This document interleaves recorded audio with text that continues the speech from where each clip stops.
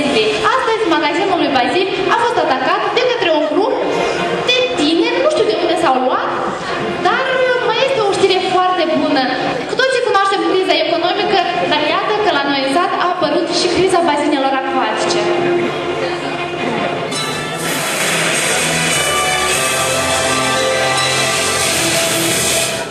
Astăzi, în satul Suruceni, în jurul orei 12:13, magazinul lui Bazil a fost atacat de către un grup de huligani cu vârsta cuprinsă între 19 și 21 de ani. Dar mai multe detalii are corespondenta noastră, Tractorina Prințepovna, care se află chiar în fața magazinului. Deci, Tractorina, ai legătură. Da.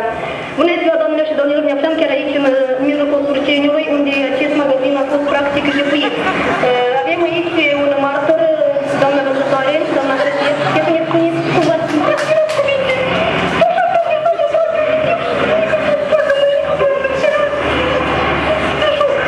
să ne spuneți cum s-a întâmplat totul, câte au fost? Nu a fost nimic. Nu pot să spun nimic. N-a fost așa brusc, da? Tot s-a întâmplat. Vedeți, doamnelor și domnilor, ce se întâmplă în ziua de azi în acest sat, unde a fost foarte frumos, foarte liniștit, unde atâția ani nimeni nu a tulburat liniștea. Doamnă, puteți să ne spuneți cam putem să identificăm cam cum a fost înfățișare? Păi eu, știu asta că erau. Nu s-a nimic, dar nici nu ne dau mai ce se întâmplă. Eu știu cum nu te și faci așa-i. Nu-am dat și să spune, nu mă sunt foarte tare. Foarte bine. Aici ne oprim, Victoria. Mulțumim, Tractorina. Ne cerem scuze pentru micile defecțiuni. Acum vor urma imaginile sustrase cu camera de supravegheat. Să urmărim. Este totul liniște. Lume parcă noi. Și iată, din moment, Moscoviciu apare în fața magazinului.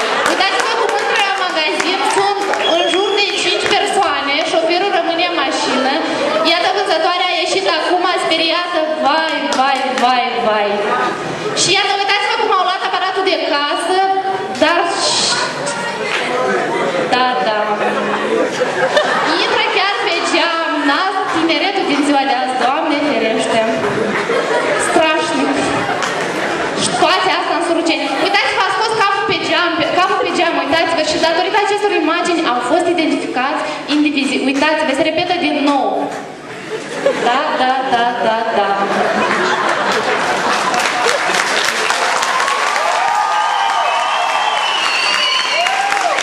Și iată infractorii. Au fost Rotar Simon, în vârstă de 18 ani, după sari. Și încă unul, Voznischi Ștefan, vârsta de 19 ani, din Bender.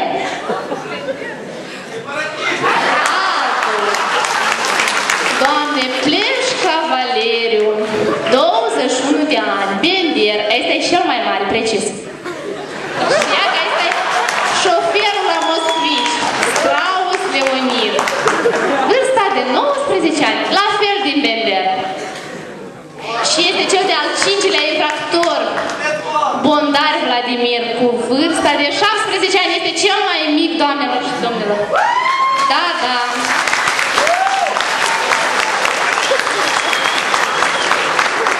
Este regretabil faptul că tinerii din zilele noastre nu se gândesc, nici nu le pasă de viitorul țării. Oare unde vom ajunge?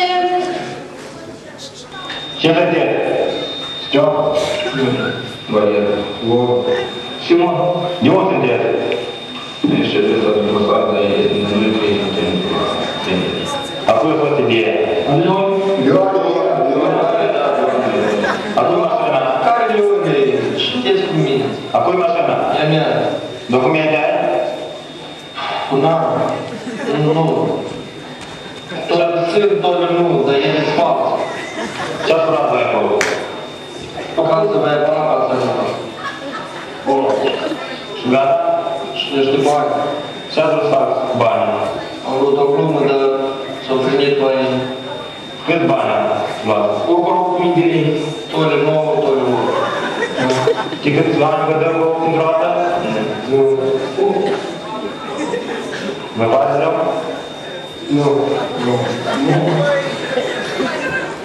le pare rău.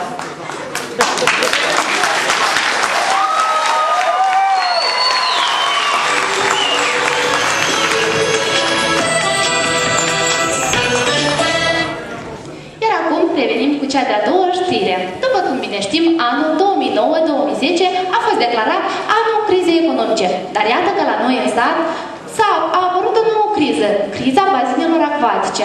Începând cu 1 aprilie, zile în șir pescarii stau și sunt foarte furioși. Absolut niciun pește nu prind, nici măcar o broască, doamnelor și domnilor. Este extraordinar. Iar acum reportera noastră, Tractorina, se află chiar în direct. Este pe malul Iazului. Tractorina, ai legătura? Suntem în direct. Victoria? Da. Bună ziua, doamnelor și domnilor, ne aflăm aici în mijlocul naturii, unde este un mediu acvatic. Acum ne vom mișca spre niște pescari care de o zi întreagă tot se chinuie să pescuiască. Bună ziua!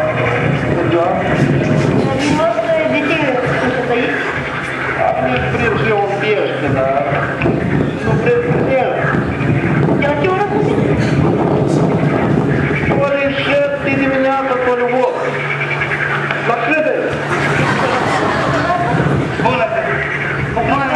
Bukvalno še počasno.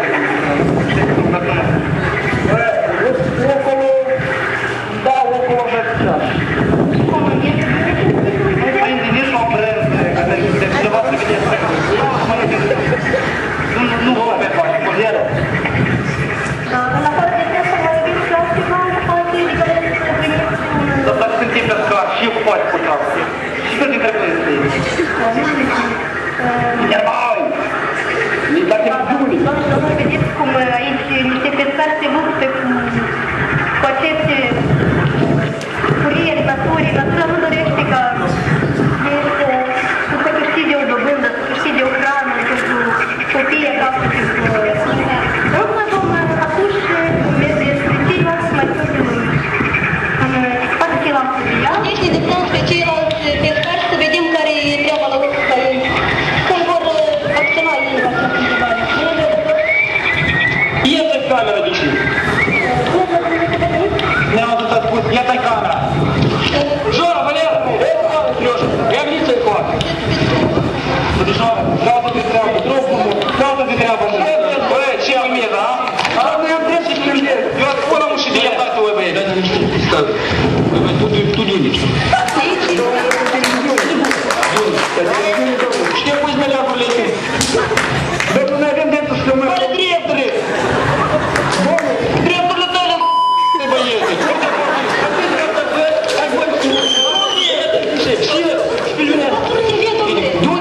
Я ставлю.